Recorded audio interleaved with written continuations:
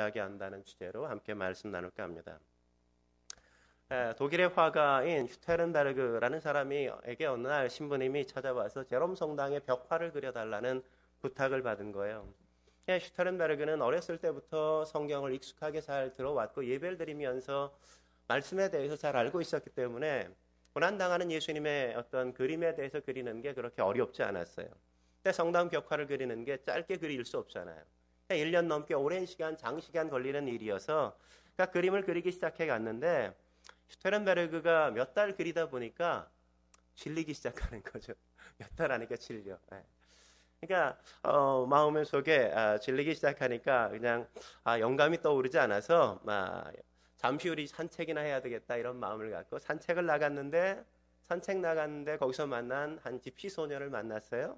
그 소녀를 보면서 저 아이의 소녀의 어떤 초상화를 그리고 싶다 그런 마음의 욕구가 일어나서 그게 정중하게 내 모델이 돼달라고 대가를 지불할 테니까 모델이 돼달라고 이야기하고 함께 화실에 불러서 그 소녀를 놓고 초상화를 그리기 시작했어요. 근데 처음 초상화를 그리러 온 그 소녀가 그가 이전에 작업하고 있었던 그림, 예수님의 그림을 보면서 자꾸 질문하는 거예요. 아저씨, 저 그림이 뭐예요? 십자가 위에 저렇게 고통스러워하는 저 사람은 누구예요? 예수야, 예수. 근데 가만히 좀 있어, 가만히 좀. 근데 또 질문하는 거예요. 저 군인이 왜 저렇게 예수님을 십자가에 못 박고 있어요? 저기 그 옆에 우는 사람은 도대체 누구예요? 성가시게 계속 물으니까 그림을 그릴 수가 없잖아요. 야, 너 돈 받고 싶어? 돈 받고 싶으면 좀 가만히 좀 있어. 내가 그림 좀 그리게. 그런데도 그 다음 날도 그래서 그냥 간신히 그림을 그려가는데 그 다음 날도 그림을 그리려고 하는데 그 소녀가 또 질문하는 거예요. 저 사람 참 나쁜 사람인가 봐요. 아니야, 나쁜 사람. 좋은 사람이야. 근데 왜 사람들이 저렇게 십자가에 못 박아요? 그래서 계속된 질문 공세에 더 이상 그림을 그릴 수 없다는 생각을 하고 잠시 그림을 중단하고 그 소녀를 앉혀놓고 설명해 줬다 그러지 않습니까? 예수님이 어디서 태어났고 어떻게 삶을 살았고 왜 저 십자가에 달려 돌아가셨는지에 대해서 아주 자세하게 설명 다 해주고 나서 이젠 됐지? 이제 가만히 앉아있는 거야? 그리고 그 소녀를 그리기 시작해서 그림을 그날 다 그렸어요. 그리고 소녀가 돌아가는데 아주 의미 깊은 이 사람의 뇌리에 팍 박히는 한 이야기를 하고 떠나가는 거예요.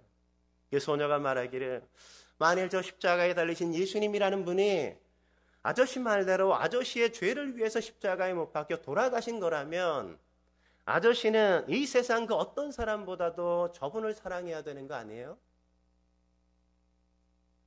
그리고 그냥 확 나가버리는 거예요. 그 말이 마음속에 꽂혔어요. 내가 저분이 나를 위해서 십자가에 못 박혀 돌아가셨다면, 나의 죄의 문제를 그래서 해결해 주셨다면 내가 저분을 정말 이 세상 어떤 사람보다도 더 사랑해야 되는 게 아닌가. 지금까지 그렇게 예수님에 대해서 많이 들었어요. 읽었어요. 그래서 알고 있어요. 그리고 그 예수님의 그림을 그리고 있어요. 그런데 한 번도 그의 마음속에 내가 예수님을 사랑해야 된다는 생각을 한 번도 해보지 못한 거죠. 그래서 그 소녀의 이야기가 그의 마음에 충격으로 다가왔던 겁니다. 사랑하는 성도 여러분, 여러분은 어떠세요? 여러분도 이 사람처럼 예수님에 대해서 많이 듣고 계시잖아요. 많이 읽어도 보셨잖아요. 예수님이 어떤 분이신지 여러분 알고 계시지 않습니까? 그런데 여러분도 예수님을 사랑하고 혹시 계십니까? 혹시 오늘 이 사람처럼 슈테른베르그처럼 예수님을 여전히 많이 듣고 있지만 마음속에 한 번도 사랑한다는 생각을 못하고 살고 있는 건 아닙니까? 사랑도 하지 않으면서 그냥 매너리즘에 빠져서 신앙생활을 하면서 주일날 교회 오고 예배 시간 기도하고 하나님을 찬양하고 그냥 예배를 드리고 그렇게 보내고 있는 게 어쩌면 나의 삶은 아닙니까? 그렇다면 오늘 우리는 하나님 앞에 다시금 서야 되지 않을까요? 우리의 마음속에 하나님에 대한 갈망을 갖고 하나님에 대한 목마름을 가지고 우리가 하나님 앞에 서 있지 않다면 우리는 어느새 신앙이 병들고 있는 겁니다. 오늘 바울을 보십시오. 바울은 그런 삶이 전혀 아니잖아요. 그는 그렇게 냉랭하지 않았습니다. 가슴이 메말르지 않았어요. 그 가슴이 그렇게 뜨겁게 불타오르고 있는 걸 우리가 볼 수 있지 않습니까? 그는 지금 로마 감옥에 갇혀서 이 편지를 쓰고 있단 말이죠. 감옥에 갇혀 있으면서도 그는 그 열악한 환경 속에서 하나님에 대한 뜨거운 사랑이 불타올라서 그는 찬양을 하지 않을 수 없단 말이죠. 오늘 그는 하나님을 향한 찬양의 이야기를 쏟아놓는데 무려 14절이라는 긴 기절이지만 그는 한마디로 숨도 한번 거르지 않고 이 노래를 다하여 부르고 있단 말이죠. 우리 성경에 보면 이 14절이 그냥 여러 문장으로 나눠져 있지만 성경 원어에는 이 14절이 그냥 한 문장으로 구성되어 있다는 게 얼마나 놀라운지 몰라요. 하나님을 향한 뜨거운 감격에 찬양을 시작했는데 그 찬양이 멈춰지지 않는 거죠. 그렇게 뜨겁게 그는 찬양하고 있단 말이죠. 오늘 뭐라고 찬양하고 있습니까? 3절 말씀 같이 한번 읽어볼까요? 3절 말씀 같이 한번 읽어보도록 하겠습니다. 3절 시작. 찬송하리로다 하나님 곧 우리 주 예수 그리스도의 아버지께서 그리스도 안에서 하늘에 속한 모든 신령한 복을 우리에게 주시되. 그래요, 하나님은 땅에 속한 복을 주셨다고 말씀하지 않습니다. 하늘에 속한 복을 주셨다고 말씀하죠. 왜 그렇게 말씀하고 있을까요? 땅에 속한 복은 유한하기 때문인 것 아니겠습니까? 아침 안개처럼 잠시 있다가 다 사라지는 것들이잖아요. 그러나 하늘에 속한 복은 하나님처럼 영원한 것이란 말이죠. 땅에 속한 복은 세속적이지만 그러나 하나님에 속한 복은 신령한 것이기 때문에 그런 것 아니겠습니까? 그렇기 때문에 그 신령한 복을 받은 이 바울은 그렇게 하나님의 사랑을 찬양하지 않을 수 없었단 말이죠. 그렇다면 하나님이 주신 신령한 복이 부르게 하는 찬양, 어떤 찬양일까요? 첫째로 우리를 당신의 아들로 삼아주신 하나님의 사랑의 노래라는 겁니다. 우리를 당신의 아들로 삼아주신 하나님의 사랑의 노래라는 거죠. 우린 뭔가 채워지지 않을 때 허전함을 느끼잖아요. 배가 채워지지 않으면 어떻게 해요? 뭔가 음식을 먹어야죠. 먹어야 허기가 달래지잖아요. 음식을 먹으면 허기가 달래져요. 근데 마음에 허전할 때 어떻게 해야 될까요? 마음이 허전할 때 우리는 뭐로 채워야 될까요? 정신의학자들이 의하면 오늘날 수많은 사람들이 탈선하는 이유는 마음의 허전함 때문에 그렇다 이렇게 진단하고 있어요. 마음의 허전함 때문에 탈선한다. 이 허전한 마음은 다른 그 무언가의 중독으로 사람들을 이끌어간다고 이야기하지 않습니까? 그래서 청소년들 같은 경우 허전함 때문에 술에 손을 대기도 하고 어른들을 흉내내서 담배를 피우기도 하고 스타들의 열광하는 이유는 거기에 있단 말이죠. 생각해 보세요. 상상이 안 되잖아요. 스타의 집에 가가지고 그냥 밤새 그렇게 죽치고 있는 그 청소년들 왜 그래? 그 마음의 허전함 때문에 그렇단 말이죠. 어른들도 마찬가지예요. 성인들 역시 허전함을 해결하기 위해서 쾌락에 열중하게 되어지고 외도를 하는 이유도 거기서부터 시작되어진단 말이죠. 그런데 그런 허전함을 채우기 위한 행동은 그런 부정적인 것만으로 드러나는 게 결코 아니라고 이야기하지 않습니까? 긍정적인 모습으로도 나타나요. 허전함을 채우는 게. 어떻게 드러나는가? 일에 그냥 몰두한단 말이죠. 일에 몰두해. 그래서 퇴근을 잘 하지 않아요. 일 중독자가 돼.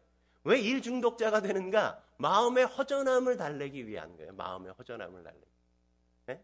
그것도 뭐예요? 병이에요, 병. 그것도 좋은 게 아니라고. 일 중독자는 좋은 게 아닌 거예요. 그런데 이런 허전한 마음의 원인이 뭔 줄 아세요? 왜 우리의 마음이 허전해질까요? 왜? 우리의 마음의 허전함의 원인을 심리학자들은 이야기하길 어렸을 때 받았던 상처 때문이고 그거보다 더 큰 이유는 사랑의 결핍 때문에 그렇다는 거예요. 사랑의 결핍 때문에. 충분히 사랑받으며 자라야 됐는데 충분히 사랑받지 못하고 자란 거죠. 그래서 사랑의 부족이 자꾸만 마음을 허전하게 만들고 그래서 뭔가 이 사랑의 결핍을 채워야 될 대체물을 자꾸만 찾게 만든단 말이죠. 사랑하는 성도 여러분, 여러분도 그렇게 마음의 허전함을 느끼지 않습니까? 이런 허전한 마음이 여러분을 괴롭히고 여러분을 힘들게 만들지 않습니까? 그러나 우리에겐 그럼에도 불구하고 희망이 있지 않습니까? 우리가 자라면서 다하여 받지 못한 사랑을 우리는 그 부족한 사랑을 하나님의 풍족한 사랑에서 채울 수 있잖아요. 오늘 바울이 하나님을 찬양하고 노래하는 이유가 바로 거기에 있단 말이죠. 정말 그런지 4절 5절 말씀 같이 한번 읽어보도록 하죠. 4절과 5절 같이 읽겠습니다. 시작. 곧 창세전에 그리스도 안에서 우리를 택하사 우리로 사랑 안에서 그 앞에 거룩하고 흠이 없게 하시려고 그 기쁘신 뜻대로 우리를 예정하사 예수 그리스도로 말미암아 자기의 아들들이 되게 하셨으니, 이 얼마나 경이로운 사랑이에요. 하나님이 우리를 언제? 창세전에 택하셨다는 게 믿어지십니까? 하나님이 우리를 창세전에 택하셨다고요. 여러분, 창조를 먼저 설계하셨을까요? 하나님이 우리를 작정하신 게 먼저일까요? 하나님이 인간을 창조하시기를 작정하시고, 그리고 이 모든 만물을 지으셨다고요. 그 인간을 위해서.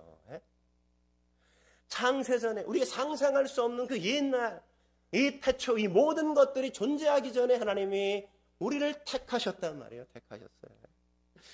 왜 우리를 택했는가? 하나님이 우리를 사랑하시기 때문에 우리를 택하셨다고 말씀하시잖아요. 사랑하시기 때문에. 왜 우리를 사랑하셨어요? 우리를 아들로 삼기 위해서 사랑하셨다고요.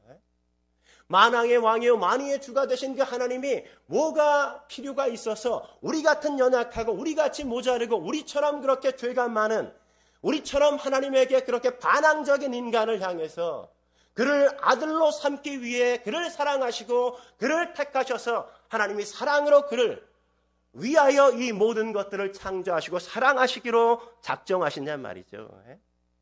이 얼마나 놀라운 사랑이에요. 하나님의 그 놀라운 사랑이 나를 향하여 있다는 사실을 어느 날 우리가 깨닫고 그 사랑을 알게 되어진다면 그 어떤 사랑이라도 우리는 충만히 채울 수 있지 않겠습니까? 하나님의 그 놀라운 사랑이 우리를 향하고 있다는 걸 아는 그 순간 우리의 부족한 모든 사랑이 채워져 우리는 그분 앞에 춤을 출 수 있잖아요. 전 사실 가난한 가정의 셋째 아들로 태어났어요. 오늘 오랜만에 우리 누나가 함께 예배드리러 왔는데 넉넉하지 않은 살림이었죠. 제가 초등학교 2학년 때, 누나가 4학년 때 엄마가 고혈압으로 쓰러지셨어요. 어머니가 쓰러지시고 반은 중풍처럼 풍을 맞으셔서 회복이 참 쉽지 않으니까 아버지가 엄마의 어떤 병원비, 약값 이런 걸 대기 위해서 농사 져가지고는 할 수가 없잖아요. 그래서 도시로 나가서 공사 현장에 가서 서울로 올라가셔서 막노동판에서 아파트 짓는데 막노동을 하셔야 됐죠. 아버지가 그런 삶을 살아야 되니까 1년에 아버지가 집에 오시는 시간이 한 열흘이나 될까. 거의 아버지랑 시간을 보낸 적이 별로 없어요. 물론 집에 계셨을 때도 우리가 일어나기 전에 아버지는 벌써 출근하셨고 안 계셨고 농사 때문에 우리가 잠들어야 아버지가 오셨고, 그러니까 아버지를 만나서 이렇게 눈을 마주치고 이야기해 본 적이 없는 거예요. 이야기해 본 적이. 아버지가 서울로 올라가셔서 계시는데 제 마음속에 그런 마음이 들었어요. 왜 나는 다른 아이처럼 아버지와 왜 함께 살 수 없을까? 나는 왜 아버지와 따로 이렇게 떨어져 살아야 되나? 아버지와 함께하지 못한 시간에 대한 그 아버지에 대한 욕구가 제 마음속에 늘 그렇게 결핍처럼 아버지에 대한 욕망이 있더라고요.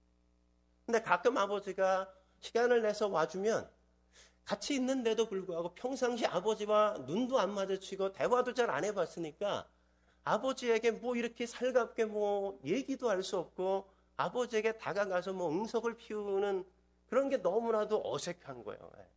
뭔가 하고 싶은데 할 수 없는 거죠. 왜냐하면 그동안 그렇게 아버지와 서먹서먹했으니까, 가까이 지내지 않았으니까. 그러니까 아버지가 함께 있어도 아버지가 저와 함께 있는 게 그렇게 낯설고 어색하기만 했단 말이죠. 근데 예수님을 믿고 나서, 그런데 그러다 보니까 아버지와 함께 있는 그 사랑의 결핍이 늘 내 마음속에 있었는데 어느 날 예수님을 믿고 나니까 하나님이 내 아버지라는 사실이 어떤 건지 깨달아지기 시작했어요. 그러면서 육신의 아버지에 대한 이해가 내 마음속에서 달라지기 시작한 거예요. 옛날엔 사랑한다는 말 한마디를 안 해줘서 그게 불만이고 불평이었는데 이젠 그 모든 게 불만이고 불평이 아닌 겁니다. 아버지의 모습 속에서 날 향한 사랑을 제가 보기 시작한 거죠. 아버지가 내게 사랑한다는 말 하지 않아도 삶 자체가 나를 향한 사랑이었다는 걸 제가 아버지를 보면서 느끼기 시작한 거였어요.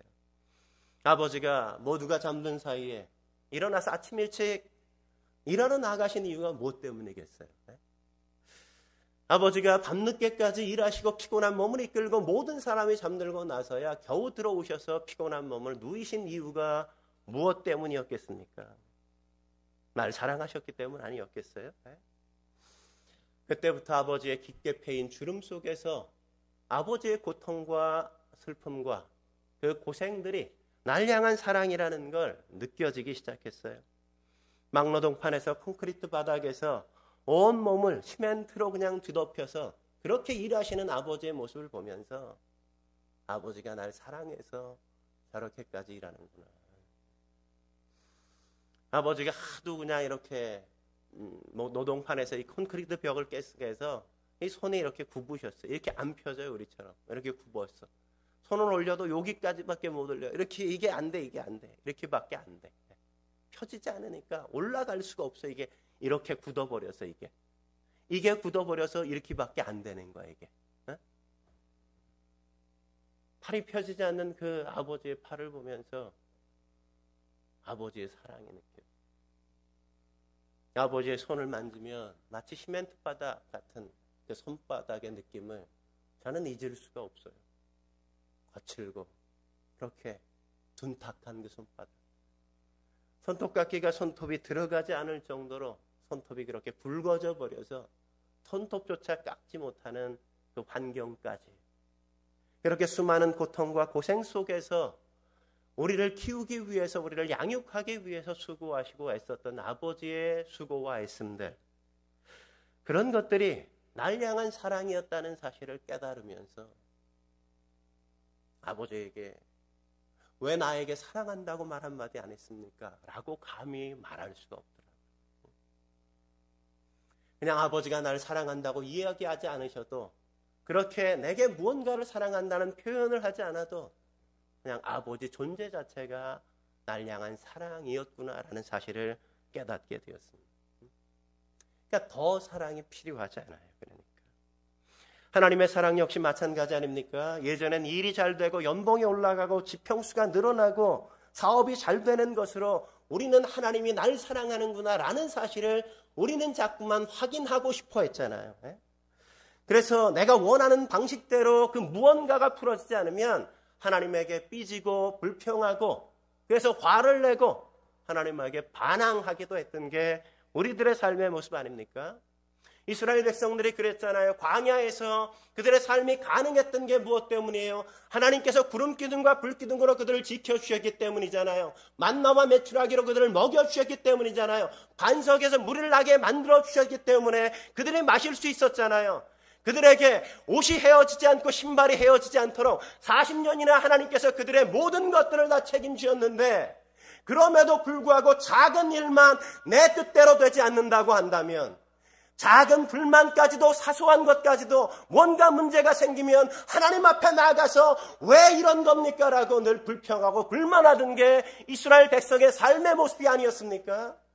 우리는 늘 그런 삶을 살아왔단 말이죠. 하나님 앞에서 뭔가 잘 안 되면, 내게 뭔가 막히는 것만 같으면, 내 길이 단절되어진 것만 같으면 우리는 하나님 앞에 그렇게 원망했는데, 그런데 어느 날 하나님이 나의 아버지시요, 그 아버지가 나를 어떻게 사랑하셨는지 정말 깨닫고 알기 시작한다면 우리는 그것으로 족하지 않습니까?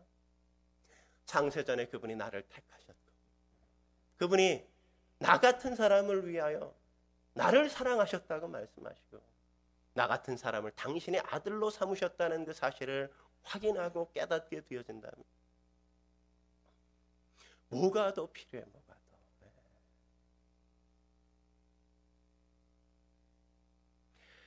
저는 여러분들이 그 사랑을 느낄 수 있길 주의 이름으로 축원합니다. 이 사랑을 안다면 어찌 하나님의 사랑을 감히 노래하지 않을 수 있겠습니까? 한 걸음 더 나아가서 하나님이 주신 신령한 복이 부르게 하는 찬양, 어떤 걸까요? 두 번째, 우리의 죄를 해결해 주신 예수님의 십자가 구속의 노래입니다. 우리의 죄를 해결해 주신 예수님의 십자가 구속의 노래란 말이죠. 오늘 7절 말씀이 그렇게 말씀하고 있죠. 7절 말씀 같이 한번 읽어볼까요? 7절 같이 읽겠습니다. 시작. 우리는 그리스도 안에서 그의 은혜의 풍성함을 따라 그의 피로 말미암아 속량 곧 죄사함을 받았느니라.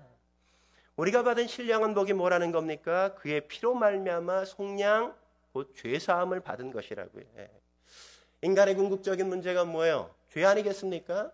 로마서 3장 23절에 뭐라고 말씀하고 있어요? 모든 사람이 죄를 범하였으며 하나님의 영광에 이르지 못했다고요.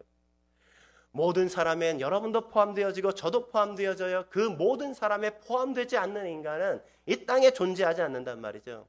성경이 뭐라고 선포하고 있어요? 의인은 없나니 하나도 없도다라고 선언하고 있잖아요. 처음부터, 그러나 하나님께서 처음부터 인간을 죄인으로 창조하시진 않았단 말이죠. 하나님이 사람을 창조하실 때 하나님의 형상대로 창조하셨다고 말씀하지 않습니까? 하나님의 형상대로 창조하셨다는 건 하나님을 닮은 존재로 창조하셨다는 거잖아요. 왜요? 왜 하나님께서 우리를 하나님을 닮은 존재로, 하나님과 같은 존재로 창조하셨어요? 하나님이 함께 살고 싶어서, 함께 살고 싶어서. 당신이 나와 함께 살려고 우리를 만드셨다고요. 하나님이 당신과 함께 살게 하기 위해서 우리를 만드셨다고요. 그래서 소율의 문답에선 인간의 죄를 되는 목적이 뭐라고 얘기해요? 하나님을 영원롭게 하고 그분을 영원토록 즐거워하는 게 사람의 가장 중요한 삶의 목적이란 말이에요. 목적이란. 그래서 존 파이퍼 목사님은 이 소율의 문답을 이렇게 해석하지 않았습니까? 하나님은 우리가 하나님을 즐거워하는 것을 통해서 영원롭게 되신다. 우리가 하나님을 즐거워할 때, 우리가 하나님을 기뻐할 때 그걸 통해서 하나님은 영원롭게 되신단 말이에요. 성경의 스가랴서에서 뭐라고 얘기해요? 하나님은 우리를 뭐라고요? 우리를 바라보시면서 기쁨을 이기지 못하신다고 얘기하잖아요. 하나님은 우리 때문에 말없이 기뻐하신다고요. 너무너무 즐겁다고요. 너무너무 우리를 바라보면서 행복해 하신단 말이에요. 그런데 하나님께서 우리에게 또 요구하고 있어요. 나처럼 너희도 나로 인하여 기뻤으면 좋겠다 이거예요. 나 때문에 너희가 즐거운 인생을 살아가는 걸 난 보고 싶단 말이죠. 그래서 내가 너희를 창조하고 너희를 만들었단 말이에요. 그래서 나를 향하게 만들고 나를 바라보면서 함께 살기 위하여 인간을 창조하셨다고요. 죄가 뭡니까? 죄란 하나님을 향하지 않는 게 죄란 말이에요. 하나님께 이르지 못하는 모든 게 죄가 된다는 거예요. 우리가 삶을 살아갈 때 하나님을 향하지 않고 하는 모든 게 죄란 말이에요. 하나님을 위하여 하지 않는 모든 게 다 죄가 된다고 성경은 그렇게 말씀하고 있단 말이에요. 우리는 도적질하거나 다른 사람을 폭행하는 이런 윤리적인 죄만 죄라고 생각하고 있는데 그런 건 그냥 죄의 열매에 지나지 않는 거예요. 본질적인 죄는 어디 있어요? 우리가 하나님을 향하지 않는 것, 하나님과 더불어 살려고 하지 않는 모든 의지, 그게 다 뭐라고요? 죄라고요. 죄. 영어로 말하면 대문자 S를 쓴 sin. 그 죄가 뭐냐? 바로 그거예요. 그게 원죄. 하나님을 떠나고 하나님께 반항하고 하나님 없이 내가 하나님이 되고자 하는 그 욕망, 그게 죄란 말이에요. 죄. 이런 차원에서 여러분은 어떠십니까? 여러분은 하나님과 동행하고 계십니까? 하나님을 늘 향하고 계십니까? 하나님과 사이가 괜찮습니까? 기도와 말씀을 통해서 끊임없이 하나님을 찾고 하나님이 나의 삶을 인도해 주시기를 소망하면서 여러분 살아가고 계십니까? 그렇지 못하다면 우리가 아무리 도덕적으로 살아도 사람들이 나를 향해서 법 없이 사는 사람이야 라고 이야기해줘도 우리는 죄인이라는 사실을 우리는 결코 놓치지 말아야 한단 말이죠. 하나님과 상관없이 살면서 파생되는 죄의 열매들, 소문자 sin스 S, sin에 S가 붙은 sin스, 그 죄의 열매들이 그래서 맺혀진단 말이죠. 하나님을 떠나자 살인하게 되어져요. 하나님을 떠나 살자 하나님이 없으니까 도적질합니다. 하나님을 떠나 살자 사람과 싸우고 갈등해요. 사람들의 것들을 취하려고 하고 내가 더 하나님이 되고자 하는 욕망이 그래서 일어나는 거잖아요. 그 죄의 결과가 뭐예요? 하나님을 떠난 결과, 하나님을 향하여 살지 않는 삶의 결과가 뭐라고요? 죄의 삭은 사망이라고요. 사망. 왜 죽음이 왔습니까? 왜 인류 가운데 모든 사람이 다 죽게 되었어요? 우리는 단순히 육체적인 죽음만 생각하지만 하나님을 떠난 그 영적인 죽음으로부터 우리의 육체적인 죽음은 시작되어지고 우리의 영원한 죽음으로 우리의 인생은 끝날 수밖에 없다는 사실을 아십니까? 죄의 결과는 단순히 우리를 육체적인 죽음에서 끝나게 만들지 않고 하나님의 두 번째 심판인 영원한 사망 가운데로 우리를 이끌어 간다는 사실을 우리는 결코 놓치지 말아야 해요. 이런 차원에서 우린 내가 죄인이라는 사실을 부인할 수가 없는 겁니다. 하나님을 찾지 않잖아요. 하나님께 나아가지 않고 있잖아요. 하나님 없이 살아도 내가 죄책감조차 느끼지 않고 우리는 너무 편안한 일상을 살아가고 있지 않습니까? 그러다 보니 죄의 열매를 그냥 자연스럽게 맺으면서도 아무렇지 않은 것처럼 그렇게 우리는 살아가잖아요. 갈등하죠. 다투죠. 큰 소리 치죠. 정죄하면서 파괴적인 이 삶을 일삼고 살아가지 않습니까? 사람들에게 상처 주고 아픔을 생산해내고 비난과 가십거리들 그 모든 것들이 그 sin, 하나님을 떠나고 하나님을 의식하지 않는 그 자리에서부터 시작된다는 사실을 우리는 잊지 말아야 돼요. 그런 날 발견한다면 그 대가가 죽음이라는 사실을 확인하면서 우리는 절망할 수밖에 없잖아요. 우리도 바울처럼 고백해야 되는 것 아닙니까? 오라 나는 곤고한 사람이로다. 이 사망의 몸에서 누가 나를 건져내랴. 누가 나를 건져내랴. 이 죄로부터 우리를 구원해 줄 수 있는 사람은 어디에도 없단 말이죠. 아무 데도 있지 않아요. 죄에서 결코 헤어나올 수 없는 나 자신을 발견하면 나 자신에 대한 인생에 대한 좌절을 경험해야 된단 말이죠. 그러나 그 자리에서 비로소 우리가 소망할 수 있는 이유가 뭡니까? 그리스도의 피로 속량, 곧 죄사함을 받을 수 있다는 사실을 알기 때문 아니겠습니까? 내겐 소망이 없지만 예수님께는 소망이 있어요. 나는 할 수 없지만 하나님은 나를 구원하실 수 있단 말이죠. 우리의 좌절과 절망 속에 하나님은 소망과 희망을 우리에게 새롭게 허락하시는 것 아니겠습니까? 예수님이 우리를 죄에서 속량하기 위해서 십자가에서 보혈을 흘려주셨기 때문이죠. 그래서 속량이라는 말은 값을 주고 산다 이런 의미의 값을 주고 산다. 여러분이 시장, 마트에 가면 어떻게 해요? 물건을 살 때 뭐예요? 여러분이 돈을 주고 그 물건을 사오잖아요. 그죠? 방울토마토 살려면 뭐 줘야 돼요? 그냥 갖고 오면 도적질이잖아요. 그죠? 돈을 줘야 되잖아요. 돈을 줘야지. 예? 그게 바로 속량물이라는 거예요. 속량. 예? 예수님이 우리를 죄로부터 살 때 어떻게 사셨다고요? 예수님을 십자가에 못 박는 그 대가를 지불하고 우리를 사셨단 말이에요. 사셨어. 나 같은 죄인을, 나같이 연약한 사람을, 이렇게 형편없는 인생을 살아가는 삶을, 그 삶을 위하여 그 아들 독생자를 십자가에 못 박으신 하나님의 마음을 우리는 발견할 수 있는 것 아니겠습니까? 스펄전 목사님이 하루는 거리에 나갔어요. 거리를 나갔는데 한 소년이 새장에 든 새를 자꾸만 못 살게 구는 거예요. 그래서 새가 너무 불쌍한 거예요. 너무 괴롭히니까 새를. 그래서 목사님이 그 소년에게 야, 그 새 어떻게 할 생각이야? 그러니까 그 아이가 말하기를 가지고 놀다 실증 나면 뭐 죽여버리면 되죠. 뭐 얼마나 잔인한지 아이가 그렇게 얘기해. 그러면 그럴 거면 차라리 나한테 팔면 어때? 그랬더니 $100 주면 팔게 이러는 거예요. 새랑 새장이 뭐 얼마나 된다고 $100. 당시 100불이면 엄청난 큰 돈이었단 말이에요. 지금도 사실 미국 사람들은 100불 잘 주지 않아요. 100불 큰 돈이에요. 큰 돈 100불은. 그러니까 그 당시는 아마 뭐 100만 원 이상 되는 거대한 금액이란 말이에요. 그 돈 주면 팔게 이렇게. 근데 스펄전 목사님이 알았어 그리고 집에 가서 돈을 갖고 와서 그 100불을 주고 그 새장을 샀어요. 며칠 뒤에 주일날이 되었어요. 주일날 그 새장을 가지고 설교하기 위해 목사님이 단상했었습니다. 그리고 사람들에게 이 새와 새장을 100불 주고 산 이야기들을 다 얘기해 줬어요. 그러면서 목사님이 설교하시면서 이렇게 얘기하셨대요. 하나님은 악마에게 물으셨습니다. 넌 인간들을 어찌할 셈이야? 질투하고 미워하고 싸우는 걸 가르쳐 잠시 가지고 놀다가 그냥 죽여버리죠 뭐. 그러자 하나님이 또 말씀하셨어요. 내가 사고 싶은데 그러면 얼마 주면 나한테 팔래? 그러자 악마가 비웃으면서 하나님에게 그렇게 얘기했대요. 이 인간들을 사서 뭐 하시게요? 이 인간들은 당신이 사도 당신을 배반할 겁니다. 당신에게 침을 뱉고 십자가에 못 박으라고 소리칠 겁니다. 그래도 사시겠다면 당신의 눈물과 당신의 피를 대가로 나에게 주세요.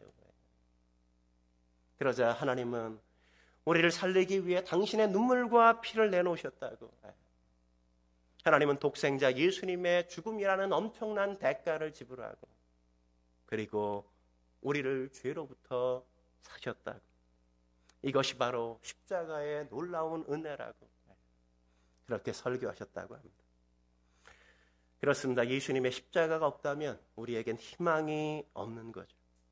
예수님은 우리의 절망을 희망으로 바꾸시지 않았습니까? 예수님의 십자가의 보혈이 우리를 살게 하는 겁니다. 우리를 새롭게 하는 겁니다. 우리의 죄를 용서하고 그리스도의 십자가의 사랑에서 우리는 새로운 인생을 다시 시작할 수 있게 되어진 거죠. 그 십자가의 구속의 놀라운 사랑, 그 사랑을 우리가 받았다는 사실을 우리가 안다면 어찌 그 사랑을 노래하지 않을 수 있겠습니까? 마지막으로 우리를 풍성한 삶으로 인도하는 경이로운 노래, 어떤 노래일까요? 세 번째, 우리를 당신의 기업이 되게 하신 성령의 인치심의 노래란 말이죠. 우리를 당신의 기업이 되게 하신 성령님의 인치심의 노래란 말이죠. 여러분, 이게 그냥 이렇게 문자로 써놓으니까 이게 뭔지 잘 모르죠. 이게 얼마나 경이로운 건지, 얼마나 놀라운 건지 여러분 감이 안 오잖아요. 그죠? 여러분, 요사이 그냥 기업들 생각해 보세요. 기업 이미지를 얼마나 좋게 하려고 노력합니까? 그죠? 그러니까 이미지 마케팅을 얼마나 많이 해요. 왜 그렇게 이미지 관리해요? 요새 제품을 만들면 별로 뭐 LG 거나 삼성 거나 그만해. 뭐 기능이나 성능 이런 차이를 거의 잘 모르겠어. 뭐 우리 진선이는 반대할지 몰라도 별반 뭐 삼성 핸드폰이나 LG 폰이나 뭐 아이폰이나 뭐 그냥 거기서 거기란 말이죠. 그러니까 거기서 거기니까 이제 뭘 해야 돼요? 기업에 대한 좋은 이미지를 갖도록 친기업화시키는 작업을 사람들에게 자꾸 해야만 된단 말이죠. 그러니까 단순히 제품을 홍보하는 게 아니라 우리 회사가 참 의미 있는 회사고 가치 있는 회사라는 걸 사람들에게 자꾸만 인식시켜줘야 사람들이 우리 제품을 찾고 우리의 물건을 자꾸만 팔아가니까. 그러니까 이미지 마케팅을 할 수밖에 없는 거잖아요. 이미지 마케팅을. 이런 차원에서 우리가 하나님이 우리를 기업으로 삼는다는 걸 생각해 보세요. 죄인인데, 연약한데, 늘 칭얼거리는데 성령 하나님이 우리를 당신이 이미지 마케팅을 위해서 우리 같은 존재를 사면 성령 하나님께 도움이 되겠어요? 성령 하나님께 해가 되겠어요? 잘 몰라? 그 놀라우신 하나님이 그 형편없는 인간을 당신이 이미지 마케팅을 위해서가 아니라 그 이미지를 다 상실하고 다 버릴지라도 그 사람들을 당신의 기업이 되게 만드신다는 거 아니겠어요? 죄인임에도 연약함에도 투자할 가치가 전혀 없는데도 그것이 손해고 그게 거대한 대가를 지불하는 것임에도 불구하고 성령 하나님은 그런 인간들을 위한 투자, 그 많은 대가를 지불하여서까지라도 나의 기업으로 그들을 만들고야 말겠다. 그렇게 주께서 결정하신 거란 말이죠. 오늘 11절이 그렇게 말씀하지 않습니까? 11절 말씀 같이 한번 읽어볼까요? 11절 같이 읽겠습니다. 시작. 모든 일을 그의 뜻의 결정대로 일하시는 이의 계획을 따라 우리가 예정을 입어 그 안에서 기업이 되었으니. 성령 하나님께서는 인수할 가치가 전혀 없는 우리를 당신이 인수해서 그 거대한 대가, 손해를 치르더라도 내 기업으로 삼고 말겠다 이래서 도장에 꽝 도장을 찍어 버리셨다는 거예요. 도장을. 여기서 인치셨다는 건 도장에 인을 쳤다 이런 거예요. 도장에 인을 쳤다. 그러니까 사셨다는 거죠. 당신의 것으로 사서 계약을 끝냈다 이런 거예요. 끝냈다. 이건 성령 하나님의 편에서 보면 굉장히 참 송구스러운 얘기지만 굉장히 어리석은 일이잖아요. 어리석은 일. 그런데 우리 입장에서 보면 얼마나 황송한 일이겠어요. 얼마나 황송한 일. 나 같은 죄인을, 나같이 연약한 자를, 나처럼 별번호 없는 존재를 성령 하나님이 당신의 기업으로 삼는다는 건 상상할 수 없는 놀라운 일이죠. 그래서 다윗이 이런 성령 하나님의 이 기업으로 인치심에 대하여 시편 8편 4절에 이런 고백을 하는 걸 우리가 만나죠. 4절 말씀 같이 한번 읽어볼까요? 4절 읽겠습니다. 시작.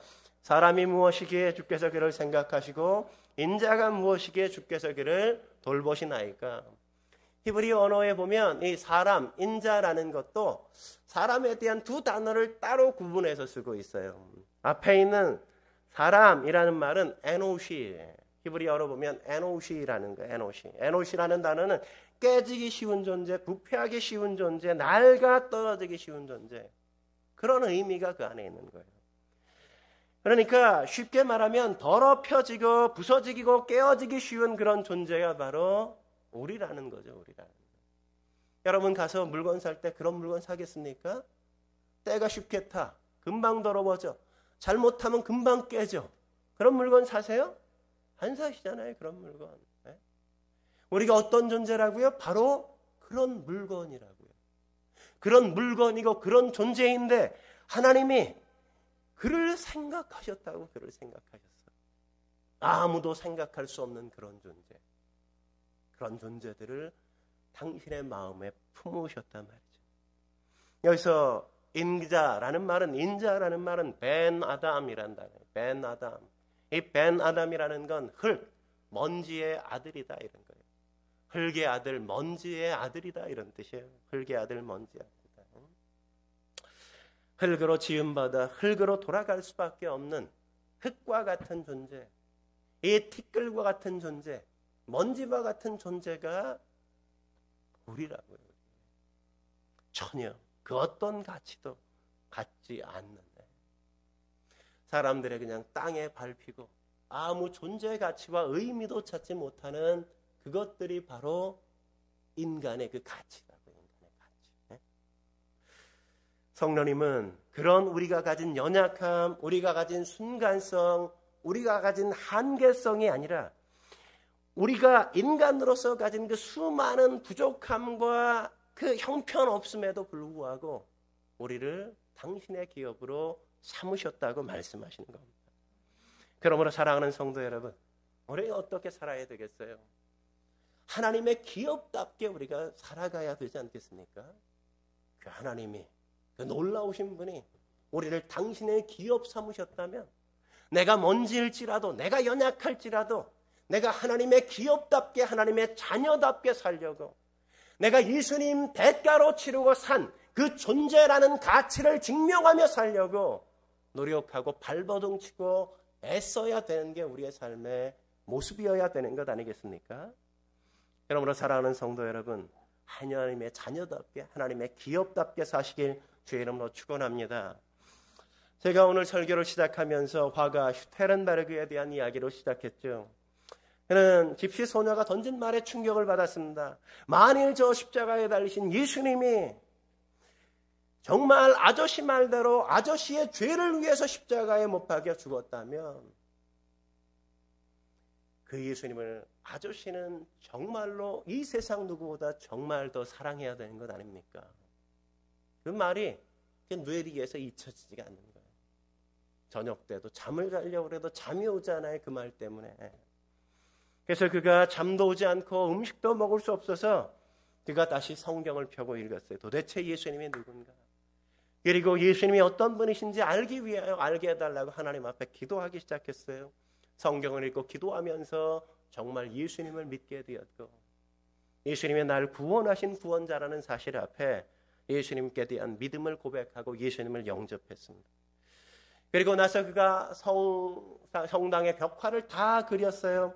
그리고 그는 마무리하고 나서 그가 성경 요한복음 19장을 묵상하면서 그림 하나를 그리는데 그 그림 제목이 뭐냐면 에케이 호모라는 그림이에요. 에케이 호모라는 그림. 그림 저 끝에 보면 누가 있어요? 예수님이 그렇게 사람들에게 보여지는 모습이 있죠. 에케이 호모란 이 사람을 보라 이런 의미예요. 이 사람을 보라. 그러니까 그는 저 그림을 그리면서 정말 예수님이 나를 위해서 십자가에 못 박혀 돌아가셨다는 사실, 나를 위해서 사람들의 조롱을 받고 비난을 받고 채찍에 맞고 그렇게 침뱉음을 당하면서 십자가에 끌려가셨다는 그 사실을 그의 마음에 절절히 느끼면서 저 그림을 완성합니다. 그리고 그림을 완성한 후에 그는 저것을 그냥 미술관에 기증해요. 그리고 그 다음에 그는 그의 그림 그리는 걸 포기하고 그 다음 날부터 그 미술관에 가서 기둥 뒤에서 자기의 그림 옆에 있는 기둥 뒤에 숨어서 사람들이 자기 그림을 보는 걸 늘 지켜보면서 뒤에서 기도하는 거예요. 하나님, 저처럼 습관적으로 교회 다니고 예수님을 진정으로 믿지 못하고 살고 있는 사람이 저 그림을 보면서 예수님을 만나게 해주십시오. 예수님을 알게 해주십시오. 예수님의 사랑이 어떤 건지 그가 깨닫게 해주십시오. 그렇게 기도하면서 삶을 살아갔다 그래요.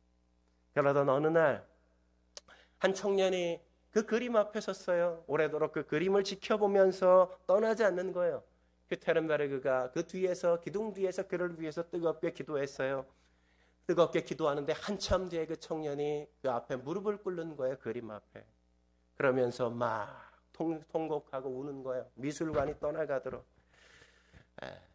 그 친구가 누구냐면 모라비안 교도를 창설한 진젠도르프 백작이었다고 이야기하지 않습니까? 그러니까 그 앞에서 하나님의 임재를 경험하고 하나님의 큰 사랑을 새롭게 깨달으면서 그가 하나님 앞에 다시금 이렇게 헌신의 고백을 드렸다 그랬죠. 오랫동안 당신을 사랑했지만 당신을 위해 어떤 것도 난 행하지 못했습니다. 지금부터 저는 당신이 이끄시는 자리에 그 어떤 것이라도 행할 것입니다. 그는 그렇게 그의 삶을 하나님 앞에 드리며 새로운 인생을 살아갔다고 이야기하지 않습니까? 사랑하는 성도 여러분, 우리가 하나님의 사랑을 안다면 그분이 날 어떻게 사랑하셨는지 성삼위일체 하나님께서 어떻게 행하신지 안다면 우리는 어찌 가만히 여기서 이렇게 예배하며 머물 수가 있겠습니까? 하나님 앞에 그 하나님을 예배하러 나오면서 어떻게 늦게 주님 앞에 나올 수 있겠어요? 주일 맞으며 어떻게 그렇게 길게 늦잠을 자고 그렇게 게으름을 피울 수 있겠습니까? 하나님을 예배하면서 어떻게 찬양을 드리면서 우리가 마음을 다한 찬양을 드리지 않을 수 있겠어요? 기도하면서 우리의 마음에 그 간절함을 담지 않은 기도를 어떻게 그분 앞에 부끄럽게 드리겠습니까? 하나님 앞에 드림에 있어서 우리가 마음을 다하지 않는 것을 어찌 감히 그분의 사랑에 대한 응답이라고 우리가 말할 수 있겠어요? 우리는 그 하나님의 놀라운 사랑을 안다면 우리는 이 바울처럼 찬양할 수 있어야죠.